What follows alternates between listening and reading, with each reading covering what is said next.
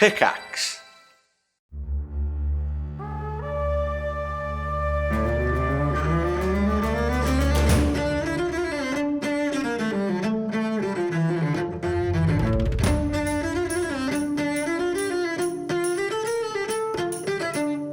Thanks for dropping into the cast party. Join the cast and crew as they are plucked from their Hollywood film set into the crazy world of Fendrea. And action!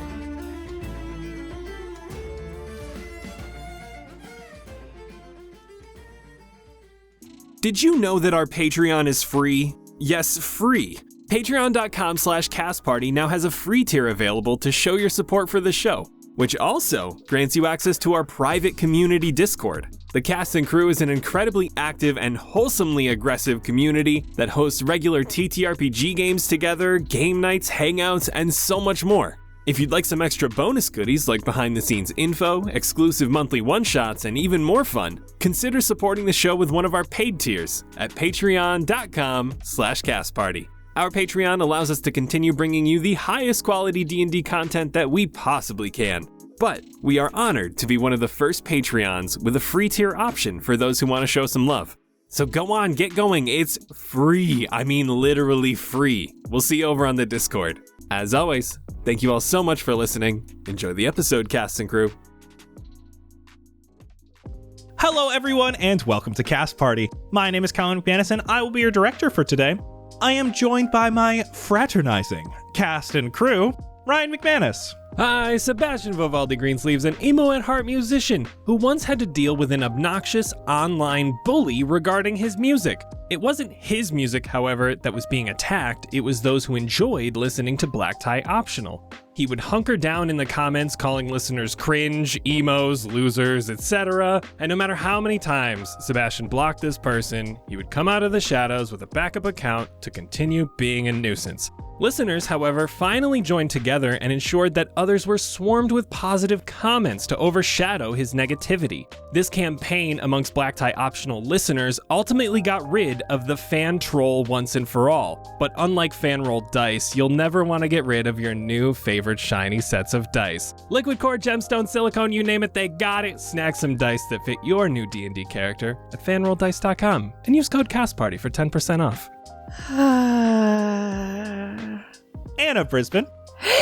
Blueberry Sky, elven druid actress who never physically hurt someone intentionally before coming to Fendrea, except for once when she was 7, a young boy was making fun of her friends during a recess on the set of a camping movie she was in. And she was climbing a tree at the time, so she swung down on the branch and kicked him in the face, breaking his glasses.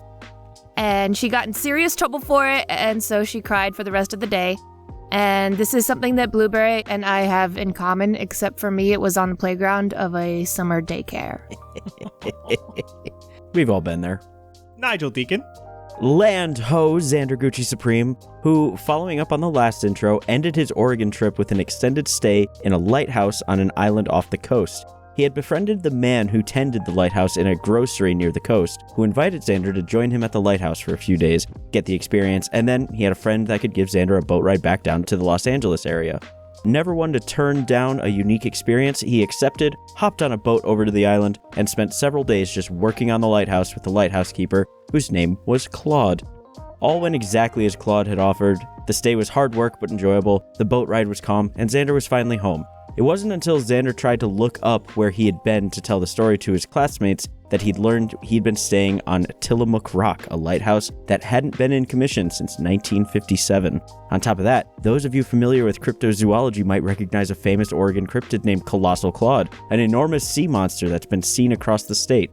Xander, however, didn't catch that last bit, but he is suspicious that something weird must have happened while he was there.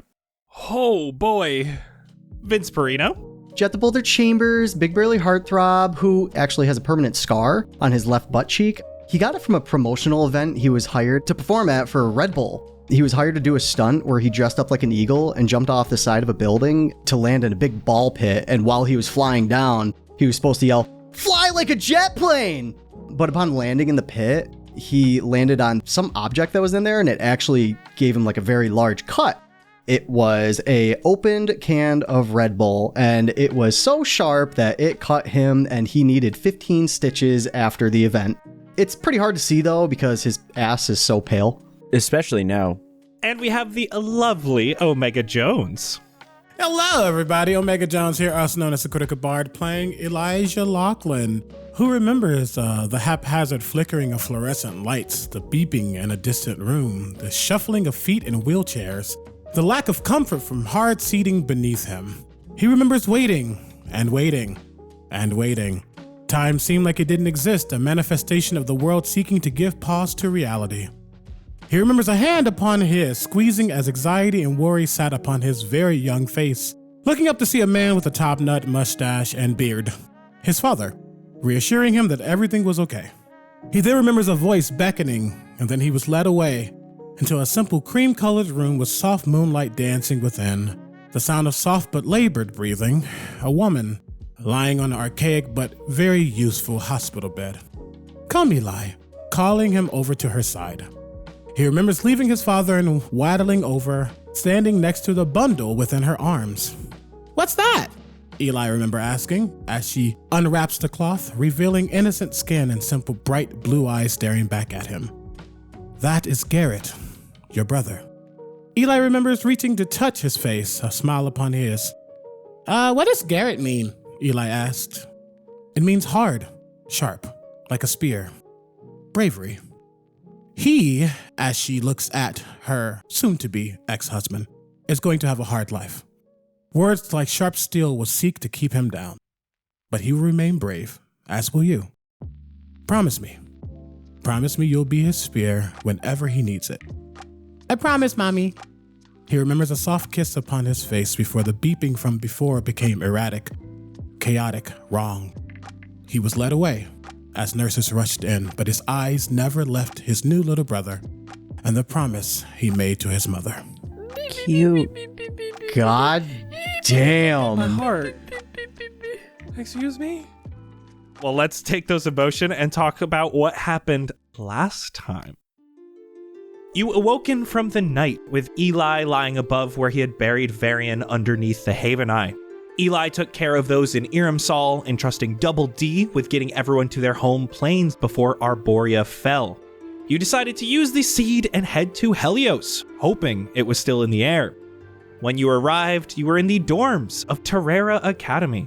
You surveyed Helios and saw it was still in the air, but that there were magical barriers around each island and that the magistrate was recruiting the people of Helios. The rest of the city was on lockdown. Blueberry and Xander changed their appearances and found 2 other college students who were hiding out in the university. You learned more about the magical barriers and that they stopped teleportation magic away from the city. Meanwhile, Sebastian apologized as best as he could to Eli and was not forgiven, though there was a mutual understanding for now. When you all reconvened, you tried to get to the Cosmic Isle where the palace was to find Garrett. Blueberry took you out to the quad and rushed to get you to a large tree where she opened a doorway to get to the Cosmic Isle using tree stride. You arrived on the Cosmic Isle to see the centaur with 3 legs was tied up, and Garrett was walking back to the isle from the bridge. He didn't believe his eyes when he saw Eli, thinking it was trickery from one of the others. Emotions ran high, but in the end, Eli and Garrett promised to work together to save the people of Helios. Garrett said Veroso had some way of dropping Helios from the sky, and if they can't find Zen, then they will drop the city to ensure he is killed. There was a brief moment of embrace as an eldritch blast unshackled the centaur from his chains, and the door to the palace opened. 4 Desiderias came out of the palace, berating Garrett and the rest of you, before revealing her open chest with the corrupted gray gem of the Keeper embedded into it. Now, you see the black cat jump from her form and rush into the palace as each of the 4 copies of Desideria bare their teeth. Their staves start to glow as ice starts to form and swirl around her. And so the scene is set. Roll initiative. Oh, right off the bat. Just jumping right in. Hate everything about that. 8 for Jett. 20. 18. 15 for Xander. 9. Just from now on, Please let me know when you use your inspiration dice, because if it fails, you keep it. All right. Hell yeah. It is just her. You guys are all in a few groups right now. Xander is next to the centaur, who's still on the ground, but you can see they are able to remove the rest of the chains that are on them. Towards the bridge in the center, that spectrally purple bridge, we have Eli, Garrett, and Eli's glitch. And then a little bit further off to the other side of the bridge, we have the rest of you, Jett, Blueberry, Sebastian, and Solus. Desideria has just come out of the main palace doorway. She stands about 100 feet from you. And we are starting with Blueberry.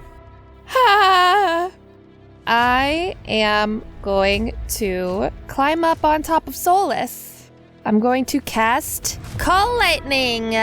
Throw a staff into the air like a lightning rod and summon a big old cloud. Call Lightning is huge, so you're able to cover this entire area. Yep. Damn. Whoa. And I'm doing that at 5th level. Then Solus is gonna go and we're gonna fly towards her.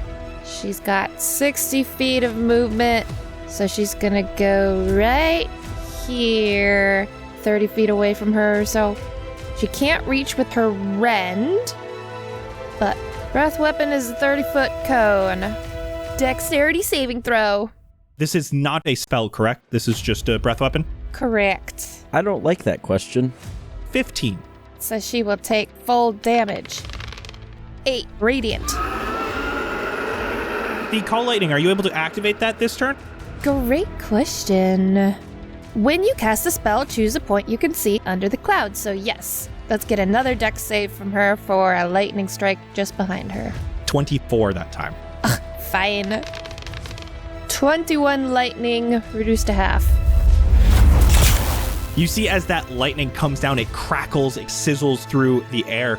You are able to hit that whole area where all 4 of these Desiderias are, and you can see that one of them is more corporeal than the rest, but just for the moment that they're hit. I just remembered that Summon Draconic Spirit is a concentration.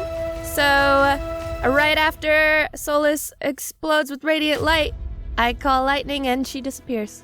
You are able to rush up there as Solus starts with that breath weapon. The clouds start forming overhead, and as Solus disappears, you're able to land on the ground same time that lightning strikes at Desideria. She transforms into the lightning. Is that the end of your turn, Blueberry? Wait, I have a bonus action actually. I'm going to turn into an earth elemental. All the globs of dirt and rock cling to me and encase me. Turn me into an earth elemental. That is my turn.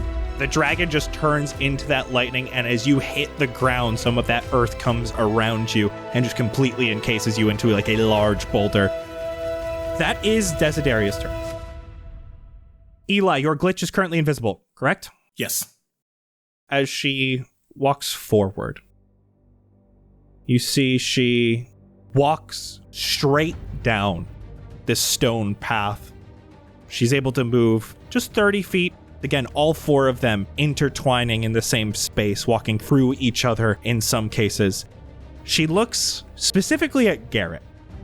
She's not very happy. You see that gem starts glowing. The frost around her, it's this icy blue as it shoots out just between the group of you. You see a figure in this frost. You see the bald head, the scar, the keeper. Though he looks like he's encased in ice and he winces in pain as all of a sudden there's this explosion of this chill energy. I'm going to need Eli, Garrett, and Jett. Please give me Constitution saving throws. Was this a spell? This is not. Natural 20. 19 for Garrett. The 19's going to fail. Garrett's going to Flash of Genius himself to give him a +4. So that's a 23. Okay. Passes. Woo! What did you get, Jett? 24? Passes. Okay. All right. You see the keeper there almost looks shackled in ice and looks like he's being sapped for power as all of this freezing cold shoots out in all directions. You're able to shake a bunch of it off. You're each going to be taking half of 86 cold damage. What?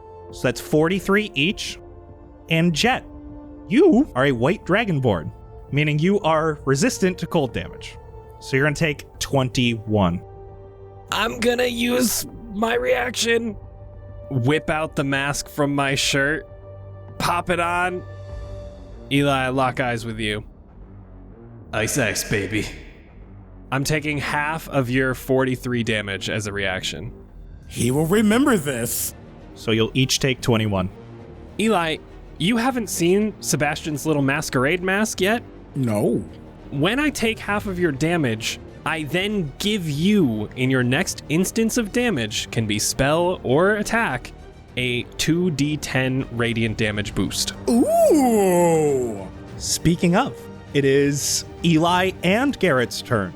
For this combat, I have given Garrett to Omega, and they're going to go on the same turn. Eli looks at his baby brother, looks at everyone. I think he actually does look at Sebastian. You look out for me, I look out for you. And you do hear that in your head, as I'm going to give you Bardic Inspiration as a bonus action. And then I look at baby brother. Together? All right. Nothing happens to me. You don't see Eli's figure do anything, but you suddenly see these glitches and fractals start to shift around both Eli and Garrett as I twin cast from my glitch. Haste. Garrett nods, immediately begins to float in the air as their boots begin to, as they have propellants on their boots.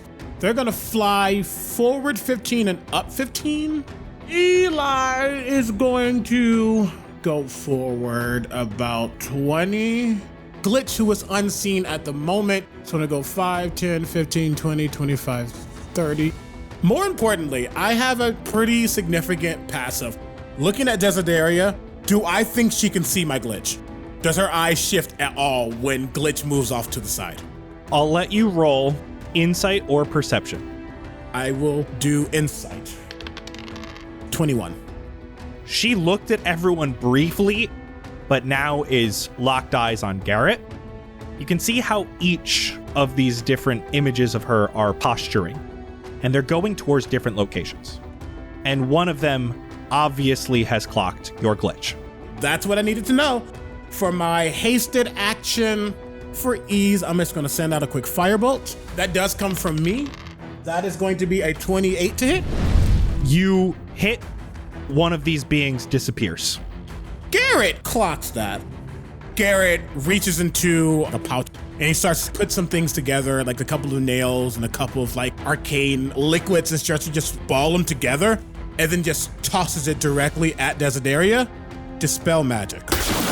That's a 3rd level. Mirror image is only a 2nd level spell. So that fizzles. You see some of the cloud of frost dissipate around her, and then it is just one Desideria left. Slowly that cloud starts to regain around her, but the other two are gone. She's lost a little bit of her juice. Fuck her up. At the end of your turn, she's going to use a legendary action. She looked to be posturing at you after that firebolt, but after Garrett dispelled the others, you can see she has these horns atop her head that have started to expand out like trees. And you can see she waves her staff, and one of them breaks off and then animates itself into the air and like a needle shoots towards Garrett. 22 to hit. Yes. Garrett is taking 12 piercing damage and 8 necrotic damage. You can even see that piece of antler gets stuck in Garrett's skin. A little bit of this fog comes from him and starts going towards Desideria and right into that gem inside her chest, and she stands just a little bit taller. No. I don't like that. That is Xander's turn with Sebastian on deck. Xander will tap him on the shoulder and be like, yo, if you can get out of here, do it. Bolt. I don't know how you can walk on 3 legs, but get to moving. And then I'm going to just run diagonally northwest 25 feet. I'm whipping out the camera tripod, throwing that down, and I'm going to take 3 sharpshooter shots at Desideria. Oh, Hell God yes. damn. Ooh. Spicy. -5 to hit, but plus 10 damage. Let's go. 23, 16, and 19. All hit. Yes. Whoa.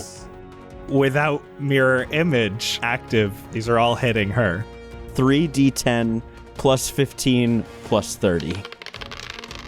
So a total of 59 damage. Give us the souls back. And that's my turn. That is going to be another legendary action. Oh God. What are you doing? With where she's standing, she can hit Xander, Eli, the Glitch, and Garrett with a 7th level Cone of Cold. Oh my God. No. Subtle counterspell. Subtle. 3rd level. Because it's 7th level, you do have to roll. I do. DC 17. Garrett is going to Flash of Genius. Let's go. That brings me to 19. You guys see from this staff, she starts spinning it around. And in front of her, you see a small visage of an older gnomish man. One you haven't seen in a very long time, who was carrying bodies, trying to bury them at Windermere. And you see as his body comes out, he is again stuck in ice and in pain, and his energy is being sapped as this huge blizzard comes at you. But before it gets there, what happens, Eli? As this cold is starting to form, you start to see changing the channel. You see the gnomish creature start to shift and turn and become halfling, become dragonborn, become human as he's trying to fizzle this vision out. But as it's starting to right itself back into the gnomish creature that it was, you see Garrett take a vial of this green liquid that's been sustaining him, toss it towards that area. It wraps around the creature, holding the glitch in place. And as it fizzles, so does the creature. Sebastian, you are up, and Jett, you're on deck. I still have the mask on from looking over at Eli. I just had the ice baby going in my head. We are rotating counterclockwise northeast, 5, 10, 15, just away from everybody to kind of be on my own little space. We're looking at Desideria. With that in my head, we're going to switch tunes under pressure, but the My Chem, the used collab song. Yes. Ralathim's Psychic Lance right at her as I whip Daisy around and just start the boom, boom, boom, ba boom, boom. I love that version. Hell yeah. I know she's probably smart as hell, but that's an intelligence save, please. At 4th level. 24. That does pass. She's not incapacitated, and she will take half of 18 psychic damage, so 9 psychic damage at her. That was rough rolling. Jett, you are up. Jett's in the back behind everybody a little bit as everybody starts moving up. Seeing Desideria drain others of their magic and life essence, he gets more and more pissed off. His amulet starts to vibrate more and more violently to a point where it shakes so hard you can all hear it clanging on his chest. He grabs it as a result, and he can feel this go through his body, and he just starts taking a couple steps forward. He could feel it more with every step that he takes until this explosion of energy just comes out of his hands. And you see these 2 large orbs of pure energy fly out in front of him, and one lands about 10 feet in front of Desideria, and the other lands 10 feet in front of Jett. The one in front of Jett, you can see this spectral creature start to form, and you can see it takes on the form of Pebbles, but she starts to get a little bit thicker, and her hair starts to get a little bit longer. From her back, you can see large wings start to protrude out of her back. She has the same color, but the wings take on more of a white color with speckled brown and tan in it. She looks much bigger and stronger than before. As Jett keeps walking forward, he jumps on her back, and she takes flight into the air, just hovering above the ground. The ball of energy that lands in front of Desideria explodes into this mass spectral form of a human. She's bald, fortified, and powerful. and you can see on her wrist that there is a hospital band that says Charlotte Chambers. That is Guardian of Faith cast right in front of Desideria. Colin and I had spoke of this earlier, how I was able to cast Find Steed. He is now allowing me to cast Find Greater Steed. Yo! Nice. That is the centaur's turn. Xander, you start running away. You hear a little bit of movement, a little bit of shuffling of chains, but out of that spectral form of Charlotte Chambers, you see jumping out of her in the same energy, a spectral form of this centaur. What? Heh. And it just begins running around the battlefield. This is Healing Spirit. Oh. The person who is most in need of that right now is Garrett. Whoa. Oh my. Garrett's gonna gain 5 HP this turn. Nice. It's something. Hey! Pew. Back to the top with Blueberry. I am going to send a lightning bolt crashing down right behind her for another dex save. 24. Damn it, she succeeds. 23 halved. Earth Elemental's going to circle around to about 10 feet behind her, so Desideria is between me and the mom figure. That's my turn. That is Desideria's turn. Vince, I need you to roll me a d6. You do not want a 5 or a 6. I got a 1. There we go. Ah, She also needs to roll Oh, you're right. She does need to roll. Remind me what kind of save it is? Dex. That's only a 19. That passes, so she only takes 10 radiant damage. She continues to walk forward. Blueberry, you're 10 feet away. Do you have a 10-foot reach? I do. Give me that attack of opportunity. Earth Elemental Slam. 22 to hit. That hits. Let's see that damage. 11 bludgeoning. Jett, you see she walks directly through your mother and continues out of the radius. As you see, she swings that staff around and grabs the gem. She has to push through flesh in her chest to be able to really grab it. And you see this icy wind faster and faster around her. And all of a sudden, between everyone but Blueberry, you see Tariana, Queen Valessa's bodyguard, in these icy chains being sapped of energy, as this time it's cold, but it is deathly cold. Desideria looks at you all, and she's menacing. She's looking at each one of you. You have no idea what you're up against. You can't even stop me. How are you ever going to stop Alana? She is casting an 8th level Circle of Death. Oh. Which has a 60-foot radius, and you are all within a 100-foot line minus Blueberry. Everyone in that area, I need a Constitution saving throw. 26 for Jett. It's only an 18 for me.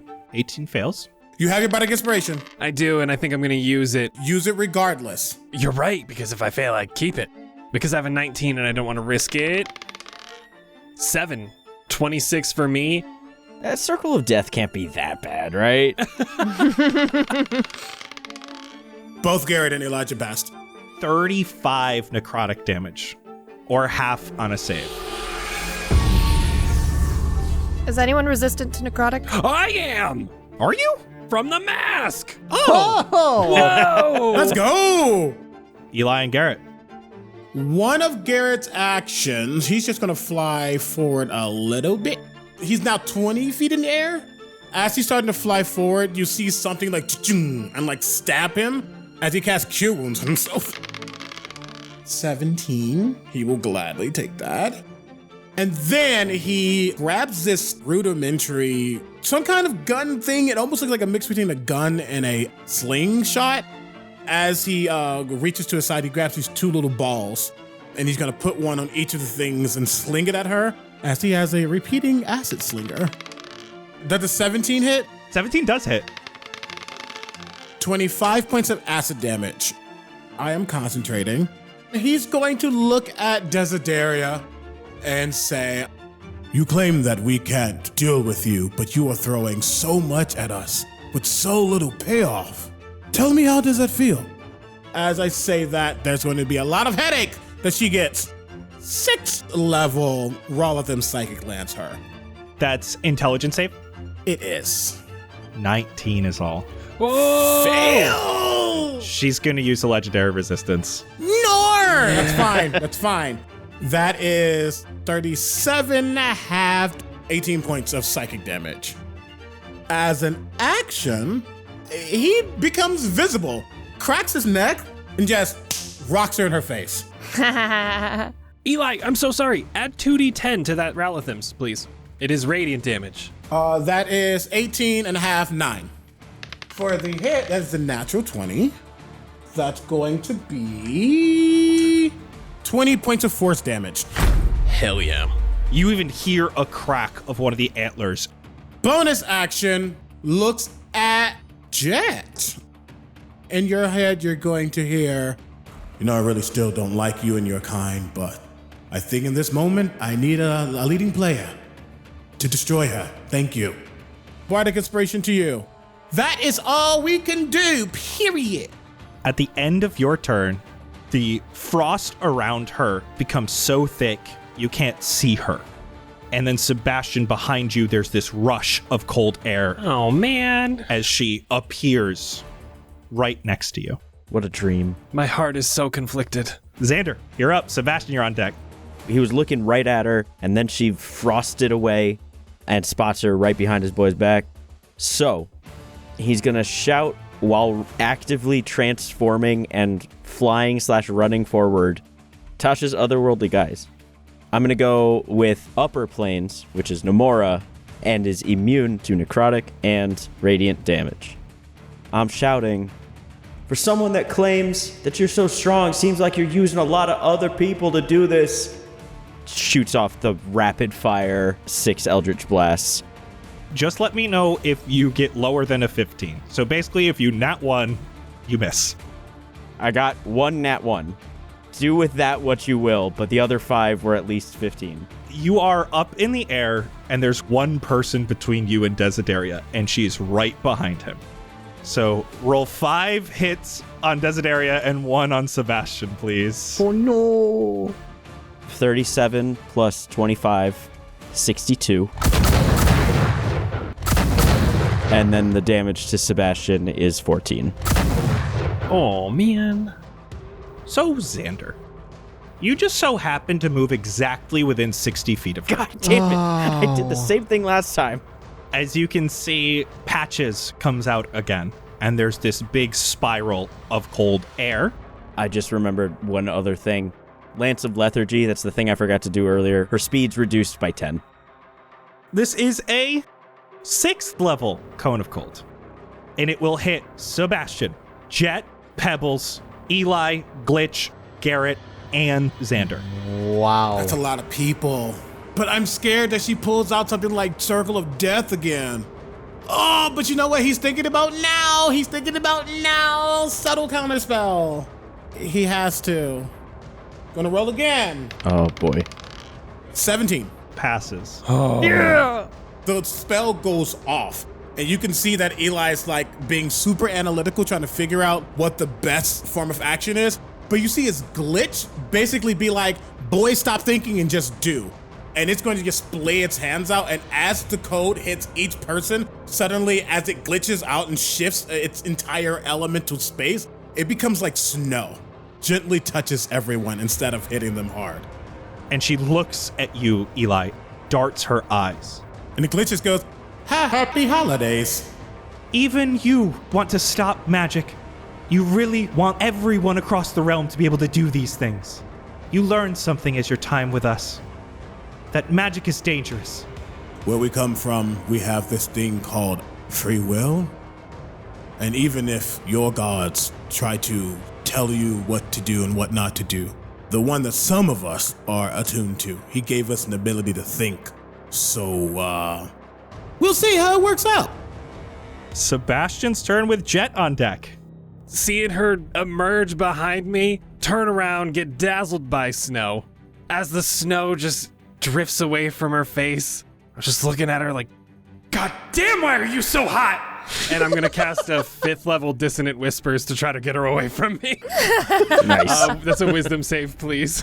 32. Oh my god. Yeah, that passes. Jesus Christ.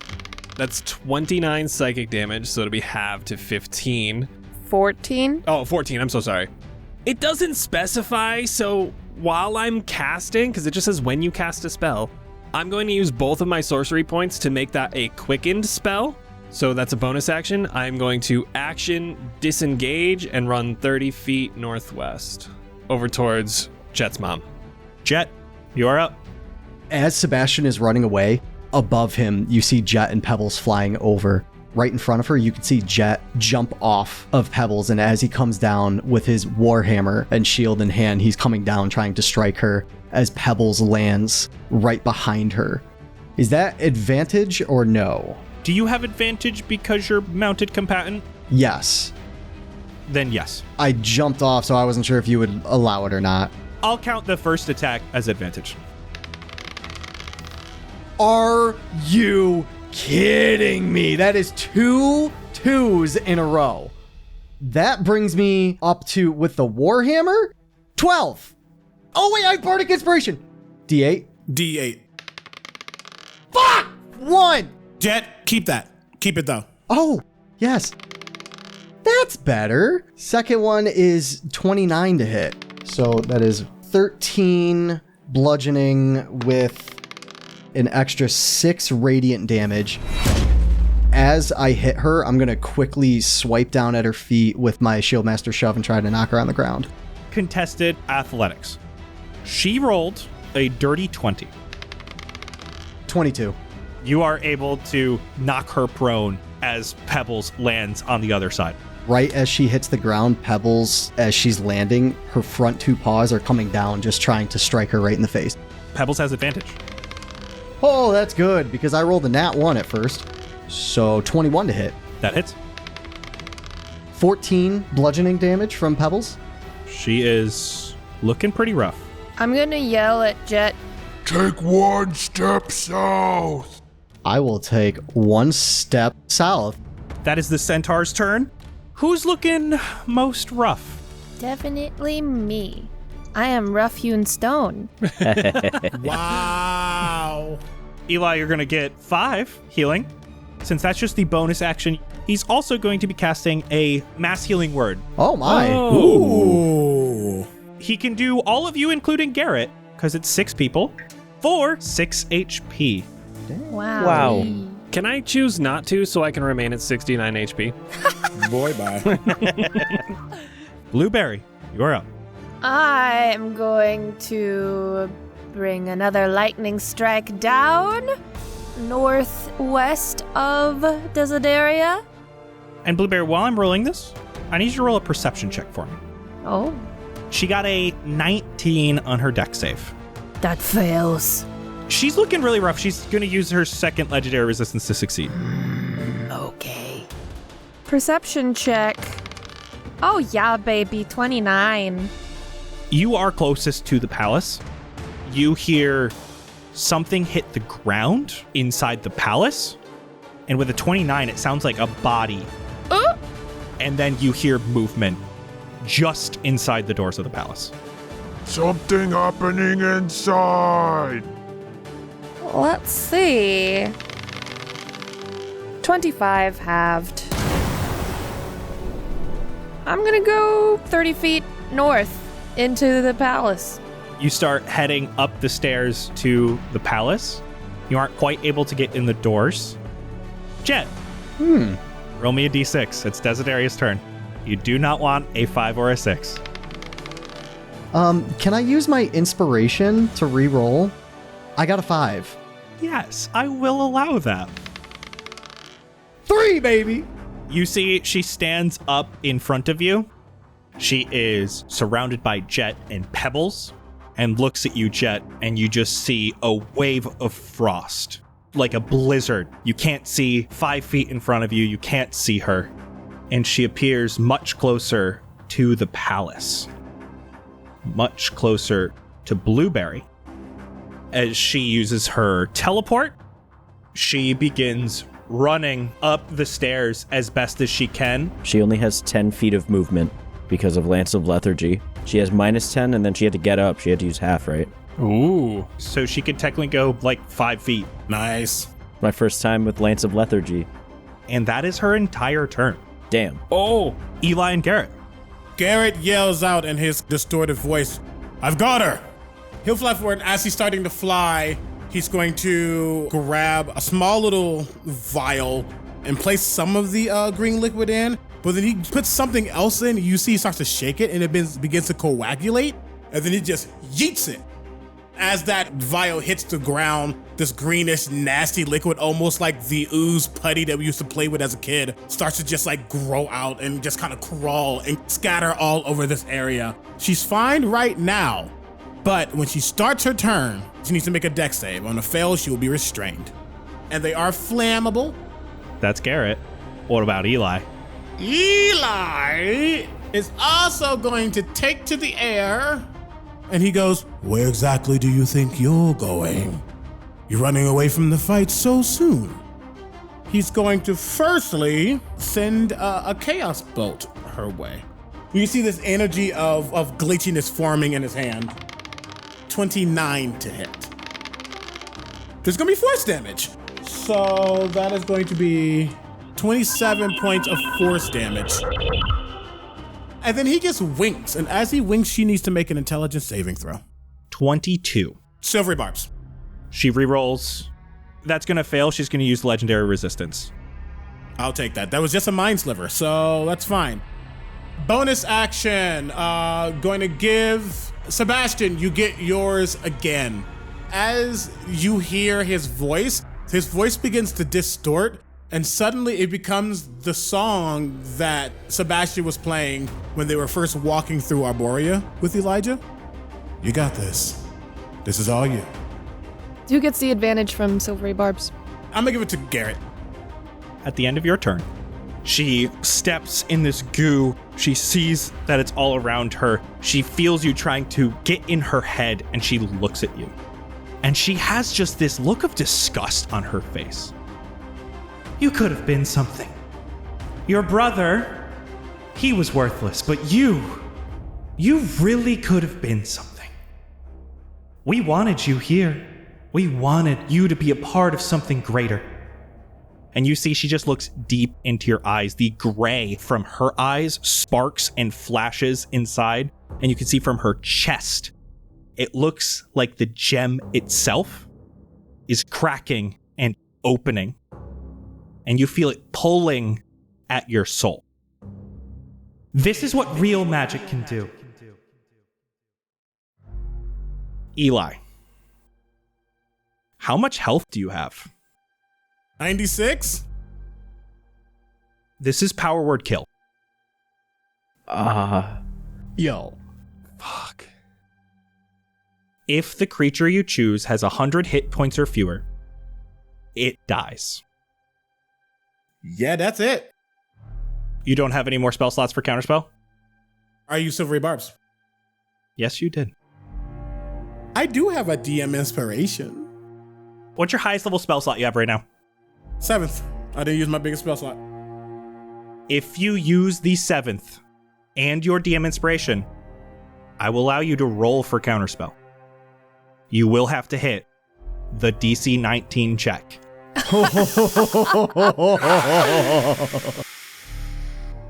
You know what? We're doing it. This is happening. Whoa! Natural 19. He ran away. We lost him. Let's go. Holy shit. Let's fucking go. Natural 19 is so beautiful. First of all, thank you. That was just a wonderful DM moment. I appreciate you. You get inspiration. As this life is beginning to get sucked from Eli, there's a deep, guttural, voice modulating chuckle that comes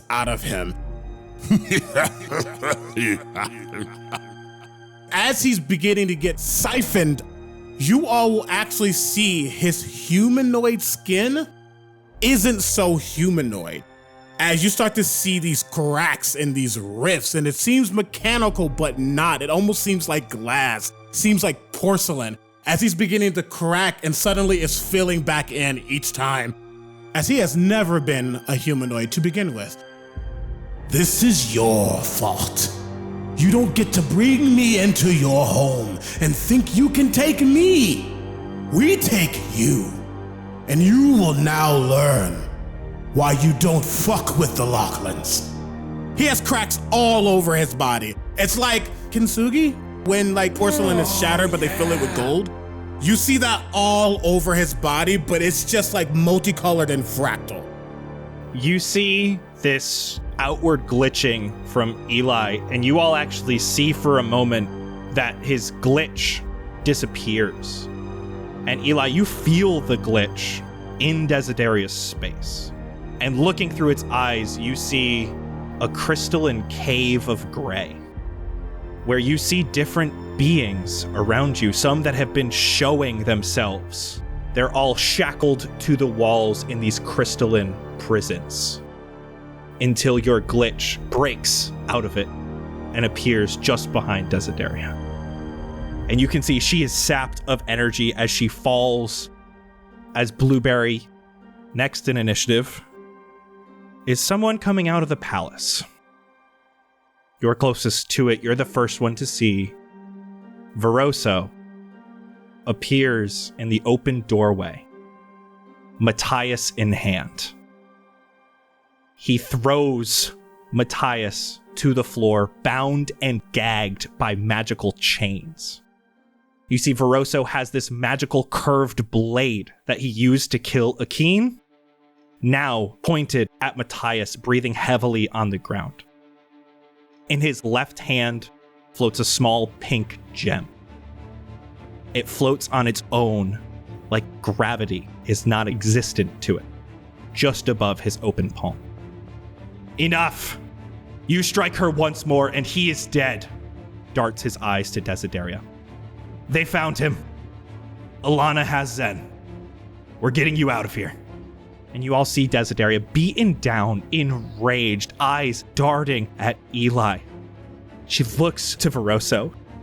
Do it! Do it, damn you now! With them here, do it! And Veroso looks at you all, squeezes his left hand. Around you all, the magical barriers disappear, and a second later, in the distance, you hear a loud crash. Turning towards it, you can see a cloud of dust raising over Anchor Island. It looks like something just impacted the island and broke apart, as you see large chunks of earth shoot across the different islands of Helios. One large chunk flies, nearly missing Charlotte, impacts the ground. The chunk of earth is rotten and dark. And you can see the darkness, this corruption inside of it begins to spread slowly to the healthy dirt of the Cosmic Isle. Time is running out. We all die if we stay here any longer. And for today, No, you fucking bitch. You won't say those last words. that's a wrap. You're a bitch! Thank you all so much for listening. My heart be pounding. Omega, where can they find you? Everywhere Critical Bard, and not in the grave because of Desideria. Yeah, that's where they can find me. Not in the grave is a good place to be. And you know what else is a great place to be? Part of our Discord, part of the cast and crew, patreon.com/castparty. I can't wait to talk in this BTS about everything. The 98 HP and then the 19. Oh, I'm so excited. So meet us all over there. If y'all don't sub after that, like, what more do you fucking want? God damn. Can we all do a bitch, please? I think they deserve. Ooh, harmonize? That'll be, instead of our bye-bye, we'll do a bitch. Ready? 3, 2, 1. Bitch.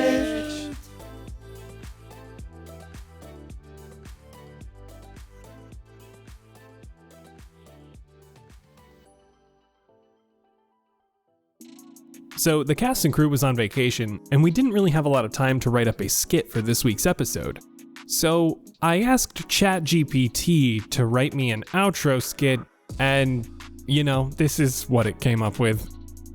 Well, folks, we've reached that magical moment where I get to give a shout out to our amazing top supporters. These are the true legends who keep our podcast afloat with their fantastic support. Hold on to your headphones because you're about to hear some seriously legendary names.